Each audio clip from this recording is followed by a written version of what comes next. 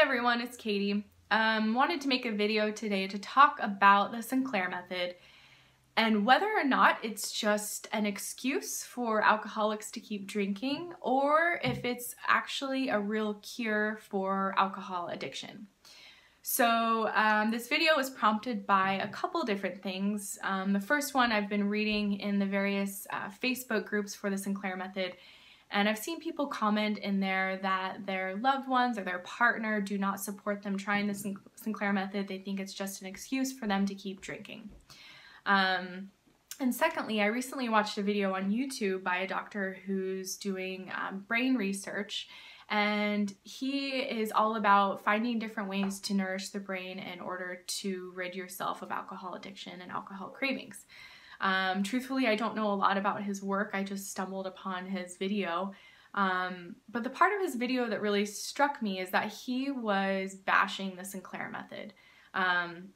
He was essentially saying that it's a way for people to remain in denial, to keep perpetuating their drinking problem. Even though they're drinking less, they're still drinking too much. And really had a lot of things to say that when I listened to him, it just felt false based on my experience. And just felt like also maybe he didn't fully understand how the Sinclair Method worked. So I wanted today just to speak a little bit about that based on my experience the past 10.5 months using the Sinclair Method for alcohol addiction. So when I first discovered the Sinclair Method, I was at the end of my rope. I was looking for a solution to my alcohol addiction. I was suffering so much. I was not looking for a way just to keep drinking because the drinking is what was causing me to suffer. I didn't even really care for it anymore. You know, I'd have fun and drink too much, get blackout, then the next day I totally regret it, feel sick. It was just like this awful, vicious cycle that I couldn't seem to get out of. So when I was doing the research and discovered the Sinclair Method, I was just looking for a solution. I was not looking for a way to keep drinking. It just happened to be that the Sinclair Method, you do continue to drink on it in order to unlearn the behavior of alcohol addiction. So I had tried quitting a number of times over the course of about 10 years, which was the length of time I had the problem with alcohol.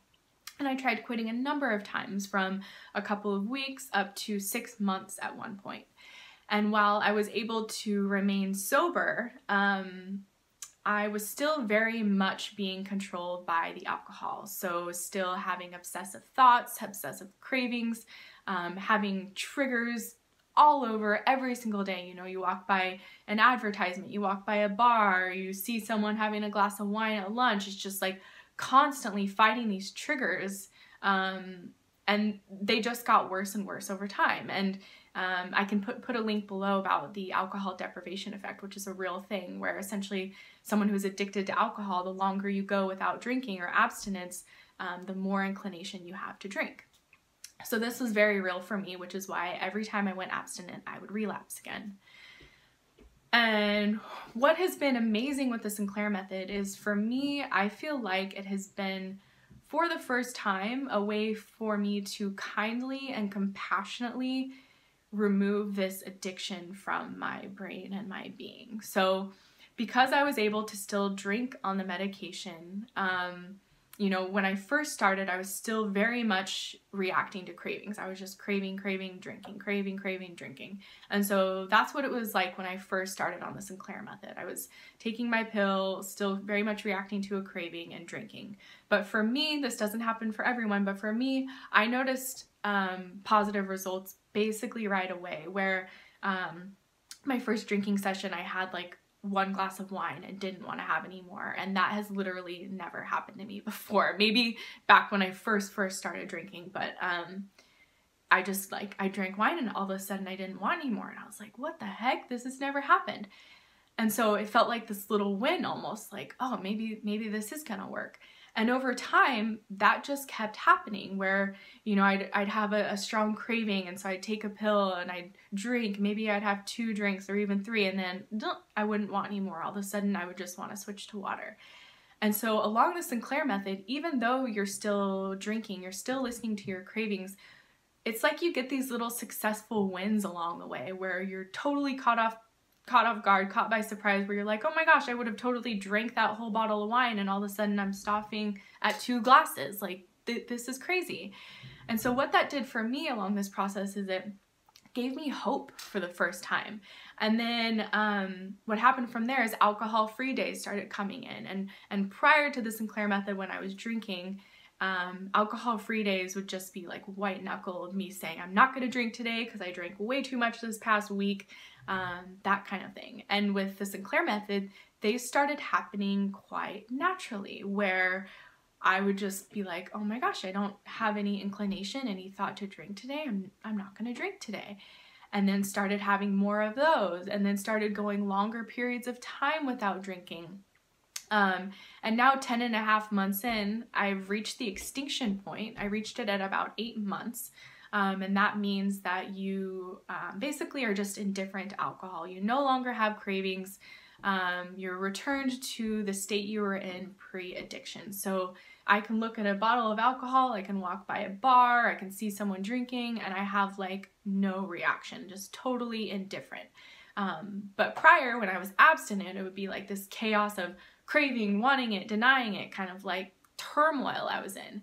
And the Sinclair method has undone this addiction, these obsessive thought patterns over time, to where now 10.5 months in, I've been drinking lately like once a month, maybe 1, maybe 2 drinks.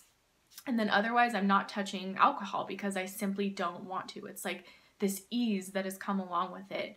And I'm able to focus on and do other things and really develop myself and become a better version of myself without having this cloud of addiction hanging over me, whether I'm drinking every day and feeling miserable, or whether I'm totally abstinent and still obsessing on the cravings.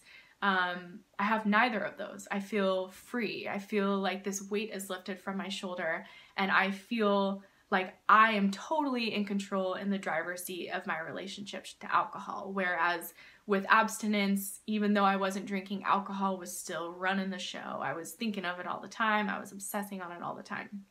So just want to give my 2 cents on that. If you are looking into the Sinclair method for your alcohol addiction, or if a loved one is, I just hope that you'll keep an open mind and trust that it can work, and don't listen to others who might say you're using this as just an excuse to drink. If you're at this point, you're looking for a solution. In my experience, you're not looking for a way to keep perpetuating this problem. So hope that video was helpful. Thank you for watching. Bye.